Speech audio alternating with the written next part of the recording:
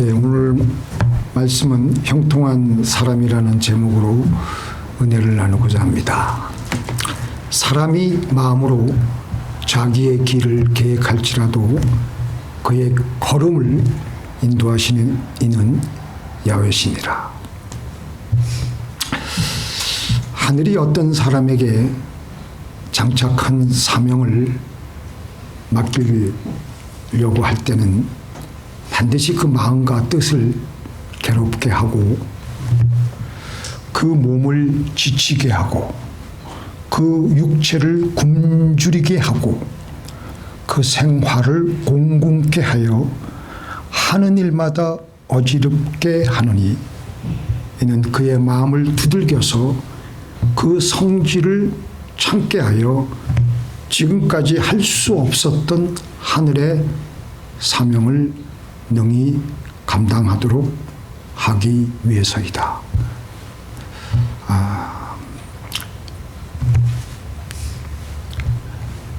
맹자가 이렇게 얘기를 했습니다.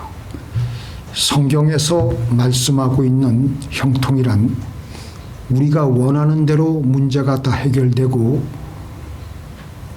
하는 일마다 척척 해결이 다 잘 되어서 좋은 일만 생기는 것이 그게 형통이 아니라 우리에게 주어진 인생이 비록 환경적으로 어렵더라도 하나님과 함께 동행하면서 기쁨으로 걸어가는 것이 형통이라고 성경은 말씀하십니다.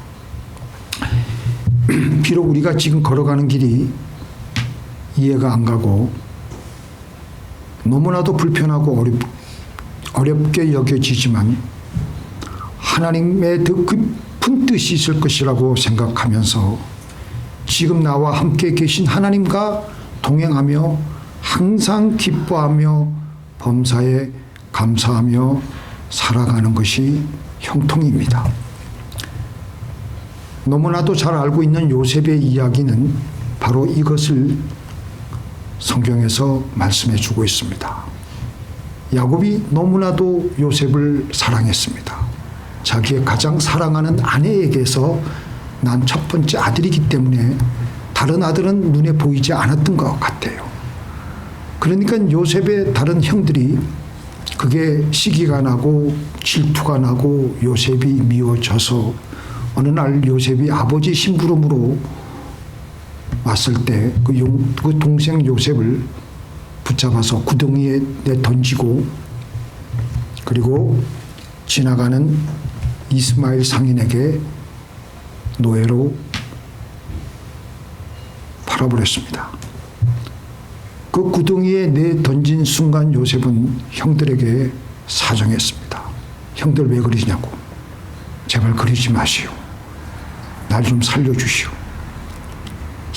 사정했지만 형들은 냉혹하게 고개를 돌리고 그렇게 요셉은 애굽으로 이끌려져서 노예로 팔려가게 되었습니다.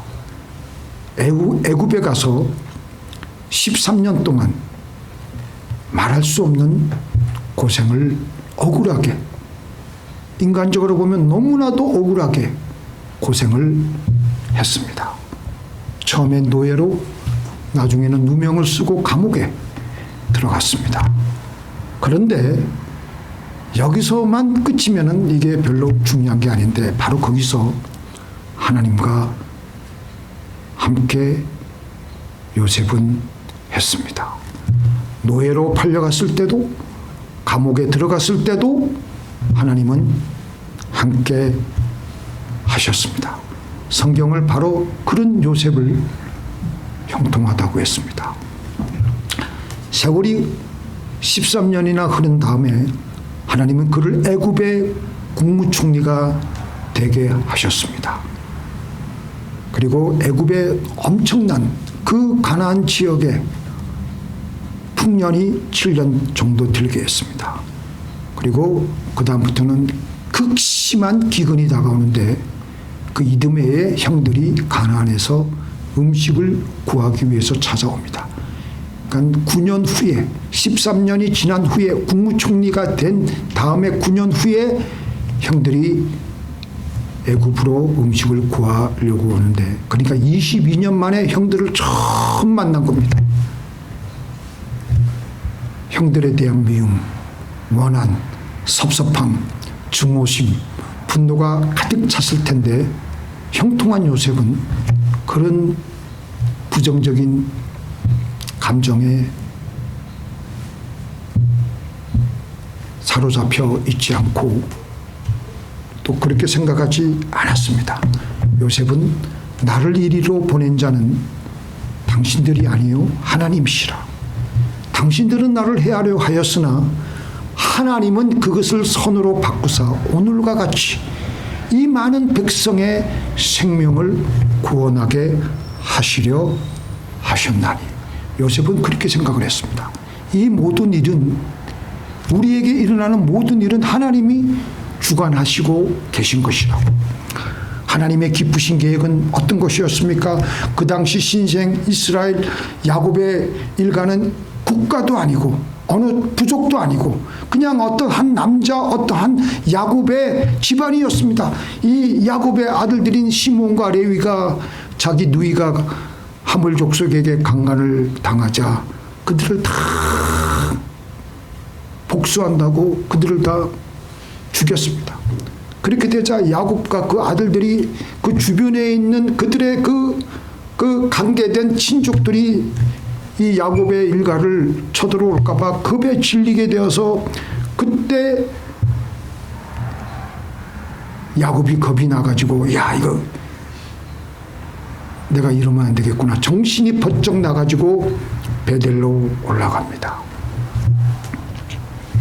하나님을 의지하고자 처음에 자기가 서원했던 그곳으로 베델로 올라가서 단을 쌓고 하나님께 경배드리고 예배드리기 시작합니다. 사람은요, 위기가 다가오면 하나님 생각이 납니다.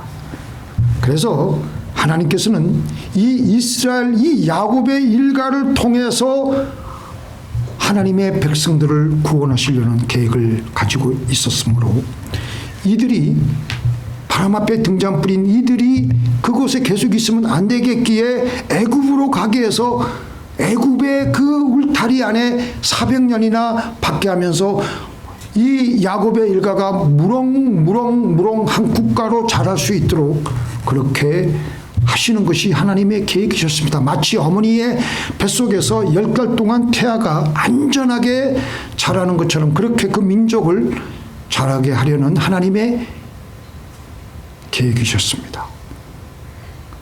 그래서 바로 그 계획에 하나님께서는 요셉을 사용하시려고 요셉에게 준비를 시키시는데, 요셉은 그 훈련 과정이, 그 연단 과정이 너무나도 엄청난 시련이요 참아내기 힘든 어려움이었습니다. 그러나 하나님은 그를 사용하셔야 되겠기에 그가 넘어질까 봐, 시험 들까 봐 그에게 은혜를 주시는데, 요셉과 함께 하시면서 그 시험에 잘 견디도록 요셉을 붙들어 주셨습니다. 그래서 요셉은 형통하였습니다. 형통하다는 것은 우리 인간적인 뜻으로 생각하면은 절대 그게 형통한 게 아닙니다. 그러나 하나님 편에서 보면은 요셉은 형통한 자입니다.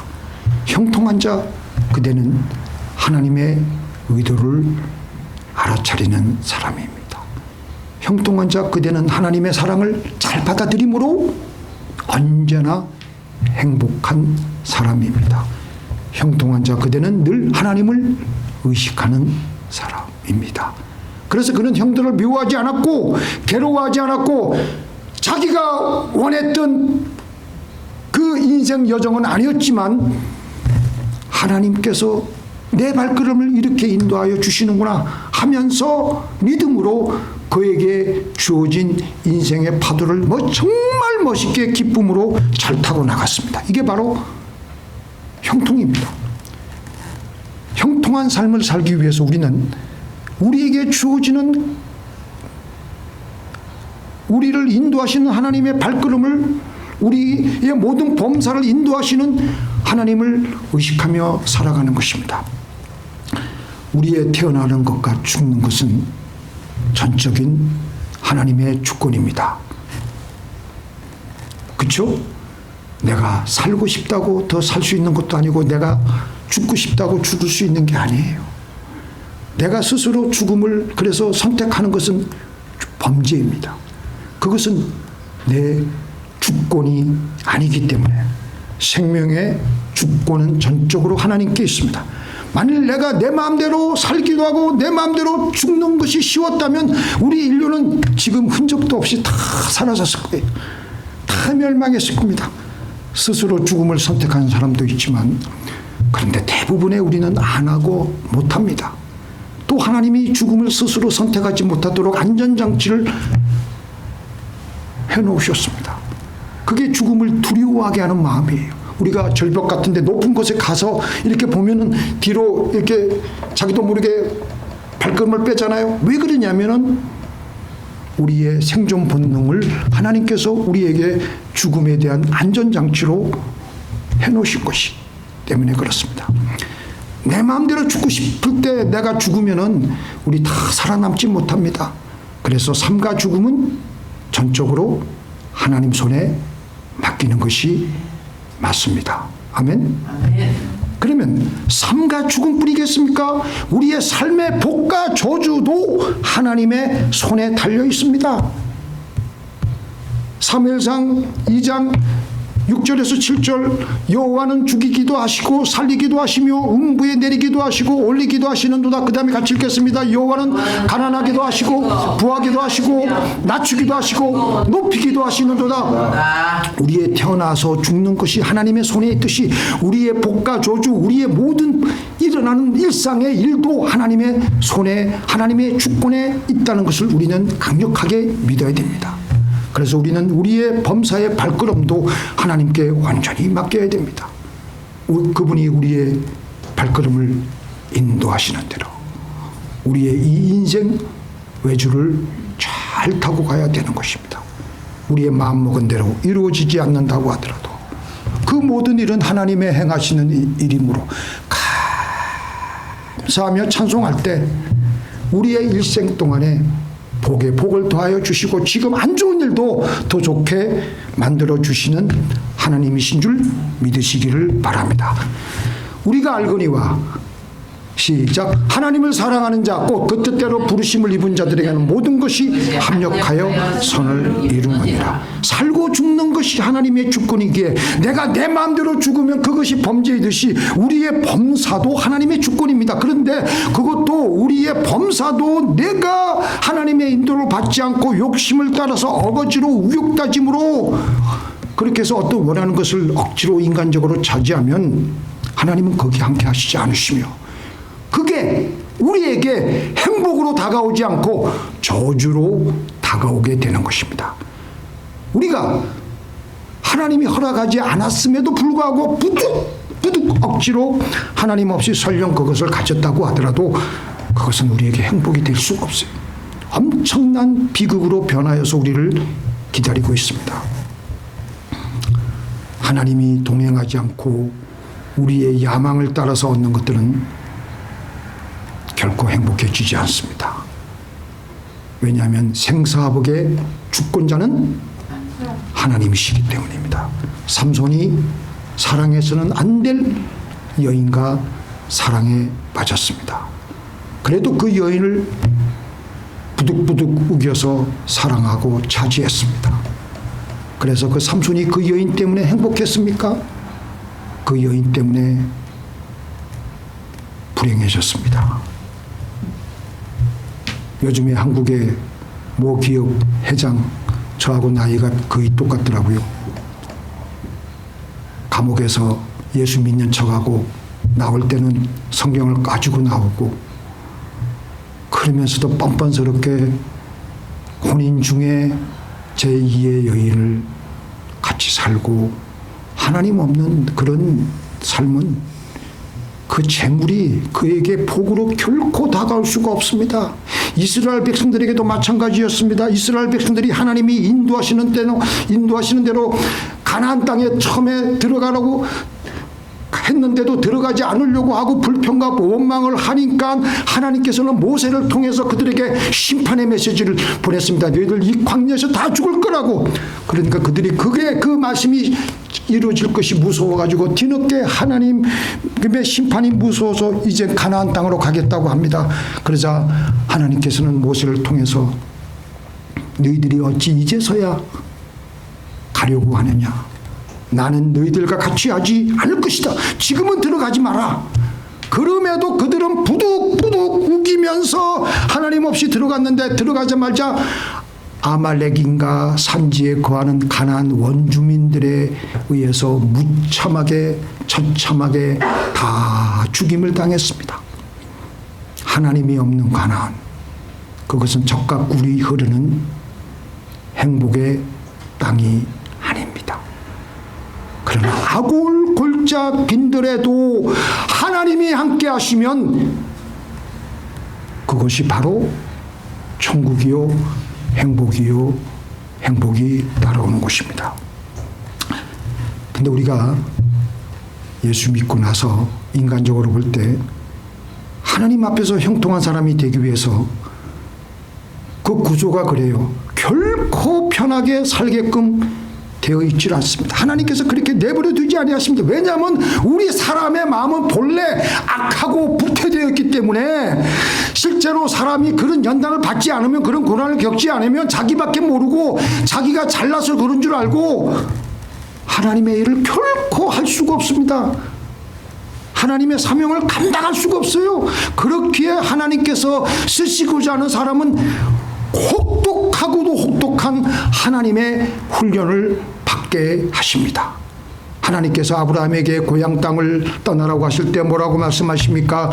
여호와께서 아브라함에게 이르시되 너는 내 본토 친척 아비 집을 떠나 내가 내게 지시할 땅으로 가라. 시작. 내가 너로 큰 민족을 이루고 내가 복의 축을 주어 내 이름을 창대케 하리니 너는 복의 근원이 될지라. 복의 근원이 될지라 그랬어요.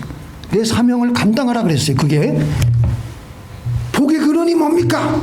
복의 근원이 우리가 잘 먹고 잘 사는 게 그게 물론 그것도 포함되어 있지만 극히 일부예요. 복의 근원이 되라는 것은 피를 흘리는 거예요. 남을 위해서 희생하고 남을 위해서 죽어주는 게 복의 근원이라는 뜻입니다.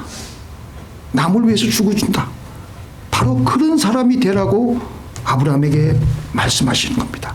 근데 우리는 그런 사람이, 하나님께서는 우리가 하나님의 일을 감당하기 위해서 그런 사람이 되길 원하시는데 우리의 부패하고 타락한 성품은 결코 그걸 할 수가 없어요. 그래서 우리를 더욱더 성숙시키기 위해서 남을 위해서 죽어줄 수 있는 사람으로 만들기 위해서 우리의 발걸음을 하나님의 만드신 훈련 여정으로 우리를 인도하시는 거예요. 그래서 아브라함은 여러 가지 시련 많이 겪었잖아요. 애굽에 갔다가 또 어디 왔다가 마누라를 팔아넘기기도 하고 온갖 풍상을 다 겪으면서 마침내 아브라함의 인격이 속사람이 커지고 연단을 많이 받은 후에는 하나님께서 시험을 하십니다. 독자 이삭을 모리아 산에 제물로 갖다가 바치라고. 그런 시험을 받았을 때 아브라함은 하나님의 말씀대로 순종하는 겁니다. 그러니까 그다음부터 하나님께서는 아브라함에게 놀라운 축복을 약속해 놓으셨습니다. 이제는 아브라함의 그 그릇이요, 축복을 받을 수 있는 그릇으로 넓혀진 거예요. 반드시 고난을 겪게 한 다음에 하나님은 우리를 사용하시기 시작하십니다. 오늘 중요한 사실은 우리의 인격이 큰 만큼 우리는 그 정도만큼만 행복을 누리게 됩니다. 인격이 성숙되지 않으면 아무리 억만금을 갖다 줘도 그 행복을, 그 축복을 감당할 수가 없고 행복을 누릴 수가 없습니다. 하나님께서는 우리에게 그 엄청난 그 축복을 주시면서 그 축복을 행복으로 느끼기를 원하시고 아주 황홀하게 살아가기를 원하시는데, 그러니까 하나님께서는 우리의 인격의 그릇을 넓히기 위해서라도 당장은 원치는 않지만 우리 속사람의 폭을 넓히시게 하시려고 요셉과 같은 피눈물과 같은 시련, 내 속사람으로는 감당하기 힘든 시련을 우리에게 허락하시며, 그래서 우리가 혹시 자빠질까 봐 우리와 함께 하십니다. 이때 우리는 하나님을 의지하는 거예요. 이렇게 우리의 속사람이 성장하고 우리의 인격이 커지면은 커진 것만큼 행복을 우리는 누리게 됩니다. 인격이 아직도 미숙하고 이기적이고 자기밖에 모르면 아무리 하나님께서 좋은 걸 갖다 줘도 좋은 줄 몰라요. 행복을 몰라요. 우리는 하나님의 형상대로 지원받았기 때문에 다른 사람들과의 관계에서 다른 사람들에게 우리의 가진 것을 나누어 줄 때 그때가 제일 행복한 거예요. 믿습니까? 그때 그게 안 되니까 사람들은 하나님께 부르짖고 은혜를 구해서 성장해야 됩니다. 성장해야 돼. 그래서 하나님께서는 우리를 때때로 고난과 시련의 발걸음으로 인도하시는 겁니다. 같이 읽겠습니다. 시작. 형제들아, 우리가 아시아에서 당한 환난을 너희가 모르기를 원치 아니하노니 힘에 겹도록 심한 고난을 당하여 살 소망까지 끊어지고 우리 마음에 사형 선고를 받은 줄 알았으니 이는 우리로 자기를 의뢰하지 말고 오직 죽은 자를 다시 살리시는 하나님만 의뢰하게 하십니다. 사람들은요, 이 고난의 괴로운 시절을 통과할 때 대부분의 사람들은 그냥 그렇게 괴로워해요. 한숨 짓고, 그리고 시간을 속절없이 허무하게 보냅니다. 그러나 우리 믿는 형통한 사람은 그럴 때 하나님이 부어주시는 은혜를 받으러 새벽마다 하나님께 부르짖는 겁니다. 부르짖고 기도할 때에 하나님이 우리에게 너무나도 강력한 은혜를 부어주셔요. 그 은혜가 들어오면서 내 속사람이 넓혀집니다. 우리의 속사람은 겸손해지고, 그래서 이제는 하나님의 축복으로 받아들일 수 있는 인격으로 성장하게 됩니다. 그래서 우리는 이 은혜를 받아야 됩니다.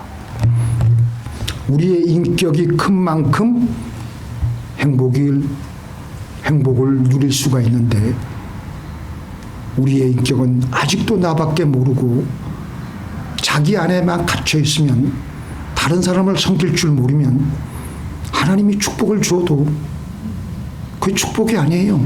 행복으로 못 느껴요. 그냥 동물같이 살아가는 겁니다. 일론 머스크, 뭐 지저분한 얘기 많이 나오잖아요. 그 가지고 있는 돈이 얼마입니까?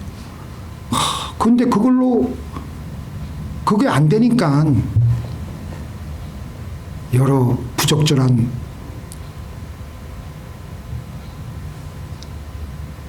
관계가 계속해서 터져나오고 있고, 빌 게이츠 또 어떻습니까? 그렇게 돈이 많고 그랬으면은 행복할 만도 한데 그게 행복이 아니에요. 그게 형통한 게 아닙니다. 그 사람들의 속사람이 자라지 않았고 인격이 성숙하지 않았기 때문에, 자기밖에 모르기 때문에 돈이 주어져도 돈이 축복이 안 되고 행복이 되지 않고 그게 저주가 되고 지금 그 사람들을 얽어매고 있는 틀이 될 수밖에 없는 겁니다. 우리는 부르짖음으로 은혜를 받아서 나부터 먼저 행복해야 돼. 그래서 그 복을 다른 사람들에게 기쁨으로 나누어주는 복의 근원의 사람이 되어감으로 더 큰 하늘의 행복 속에 잠기게 되는 겁니다. 먼저 우리는 천국 백성답도록 변해야 되는 겁니다. 그래서 우리가 먼저 형통한 삶을 살아가야 하는 겁니다. 여러분들 천천히 이 말씀 여러분 읽었지만 하나님 말씀이니까 잘 한번 같이 또 읽겠습니다. 내가 궁핍함으로 말하는 것이 아니라 형편이든지 내가 자족하기를 배웠노니 내가 비천에 처할 줄도 알고 풍부에 처할 줄도 알고 모든 일에 배부르며 배고픔과 풍부와 궁핍에도 일체의 비결을 배웠노라. 내게 능력 주시는 자 안에서 내가 모든 것을 할 수 있느니라. 13절 어떤 사람은 이 구절만 인용해요. 내게 능력 주시는 자 안에서 내가 모든 것을 할 수 있다. 에브리띵 다 할 수 있다. 이건 그 뜻이 아니라 어떤 상황에 주어져도 하나님과 함께 동행하며 하나님께서 주시는 그 시간을 행복으로 느끼며 살아가는 사람이 형통하고 그렇게 할 수 있다는 거 지금 사도 바울이 감히 하나님과 사람 앞에서 고백하는 거예요. 환경적으로 잘 살고 못 살고가 문제가 아니라 내 영혼이 내 속사람이 어떤 상태이냐 내 인격이 얼마나 크느냐에 따라 우리는 행복하게 살아갈 수가 있습니다. 그래서 우리는 고난받을 때 기쁘하고 즐거워해야 돼요. 내 인격이 왜냐하면 더욱더 커지게 되고 그 더 커지게 되면서 하나님이 주시는 그 축복을 행복으로 누릴 수가 있고 더 큰 행복을 맛볼 수가 있고 더 큰 천국의 맛을 누리면서 살아갈 수가 있기 때문에 하나님은 우리에게 우리의 인격의 틀을 더 넓히기 위해서 더 크게 하기 위해서 원치 않는 발걸음을 우리에게 인도하시는 겁니다. 세계에서 두 번째로 긴 북아메리카의 로키 산맥에 이 산맥 이 산 등성에 올라가 보면 3,000m 높이에는 수목 한계선이 있습니다. 수목 한계선이 뭐냐면 나무가 살 수 있느냐 없느냐의 그 한계선입니다. 그 3,000m 더 이상 올라가면 그 지대의 나무들은 매서운 바람 때문에 나무가 위로 곧게 자라지 못하고 그 나무의 그 모습이 사람이 무릎을 꿇고 있는 모습을 한 채로 하고 있습니다. 이것은 눈보라가 너무 심하니까 나무들은 곧게 못 자라고 그 속에서 살기 위해 무릎을 꿇고 살아가는 거예요. 근데 이 무릎을 꿇은 나무에서만 세계에서 가장 공명이 잘 되는 바이올린을 여기서 만든다는 거예요. 가장 공명이 잘 되는 바이올린 나무를 여기서 채취한다는 거예요. 우리도 마찬가지예요. 모진 눈보라를 견디기 위해 무릎을 꿇어야 하는 나무같이 한겨울 차디찬 눈보라를 견디고 하나님의 주신 발걸음의 시련을 딛고 일어선 사람들은 하나님과 공명이 잘 돼요. 하나님과 잘 통해요. 다른 사람을 보면 그냥 지나치지 않고 어떻게 쓰든지 다른 사람과 공명이 되어서 다른 사람을 도와주려고 그러고 그들이 울 때 같이 울고 그들이 웃을 때 같이 웃으며 그들을 섬길 수가 있는 것입니다. 그래서 이렇게 모진 시련과 고통을 겪어온 사람들은 겸손해지게 되며 속사람이 커질 수밖에 없습니다.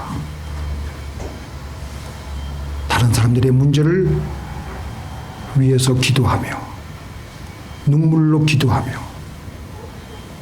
그리고 고통을 당하였을 때 말로 기가 막힌 웅덩이에 빠졌을 때 우리가 하나님의 주신 시련을 잘 받으면 우리는 하나님의 마음을 먼저 이해하게 돼요. 그리고 이웃들의 그 아픔이 눈에 보이기 시작하는 것입니다. 믿습니까? 내가 아픈 경험이 없으면 다른 사람들이 왜 우나 다른 사람들이 왜 저렇게 힘들어하나를 이해를 할 수가 없어요. 1967년 이스라엘의 총리였던 골다 메이어 여사는 이스라엘의 총리로서 아주 기가 막힌 그 정책을 잘 수행해서 나라를 튼튼하게 했는데 이분에게 큰 하나의 약점이라면 약점인데요. 이분의 그 인물이 여성으로서는 아주 못생긴 얼굴이었습니다. 그가 죽고 난 다음에 그의 자서전에 내 얼굴이 못난 것이 다행입니다. 나는 못났기 때문에 아무 남자도 나에게 프로포즈 안 하고 시집도 못 가고 그러니까 내가 하나님께 더욱 기도하고 더욱 열심히 공부해서 나의 약함이 오히려 강함이 되어서 나라에 도움이 되는 이스라엘의 총리 대신이 될 수 있었다. 이렇게 고백했어요. 근데 골다 메어 그 총리가 죽고 난 다음에 골다 메어가 수상 자리에 있는 동안에 12년 동안 아무도 모르는 백혈병과 사투를 벌였다는 사실이 또한 드러나게 됩니다. 그러니까 시시각각으로 혈액 암으로 말미암아 백혈병 때문에 이 총리직을 수행하기는 했는데 너무나도 힘들고 어려운 거예요. 그러니까 계속 기도하고 죽도록 기도하고 그렇게 해서 하나님의 능력으로 훌륭한 총리의 일을 할 수가 있었다는 것입니다. 우리의 발걸음을 인도하시는 하나님, 나를 더욱더 성숙하게 빚어가시는 하나님, 우리가 언제 어디서든지 형통하여서 언제나 행복한 삶을 살 수 있도록 하여 주신 하나님을 감사하며 찬송하며 형통한 삶을 살아가십시다. 우리 기도하시겠습니다. 전능하신 하나님, 내가 원치 않는 발걸음, 내가 계획했던 발걸음은 아니었지만 하나님 왜 이렇게 나에게 모진 시련과 고통과 어려움을 주십니까? 아버지 하나님, 나는 알 수가 없습니다. 하나님, 한 가지 오직 알 수 있는 것은 반드시 이것이 나에게 유익이 될 것이고 나에게 플러스로 다가올 것인 것을 믿고 하나님께 감사와 찬송과 영광을 올리옵나이다. 아버지 하나님, 우리의 속사람, 우리의 인격이 왜 요 모양 아직 요 꼴입니까? 하나님, 요 모양 요 꼴이니 당연히 우리를 자라게 하기 위해서, 내 인격의 틀을 넓히시기 위해서 이런 시련을 주신 하나님 감사드리옵나이다. 그리하여서 하나님이 주신 그 축복을 더 큰 행복으로 누리게 하시려고 하시는 그 은혜로운 하나님의 그 사랑을 다시 한번 감사와 찬송과 영광과 존귀를 올리옵나이다. 예수님의 이름으로 기도를 드리옵나이다. 아멘.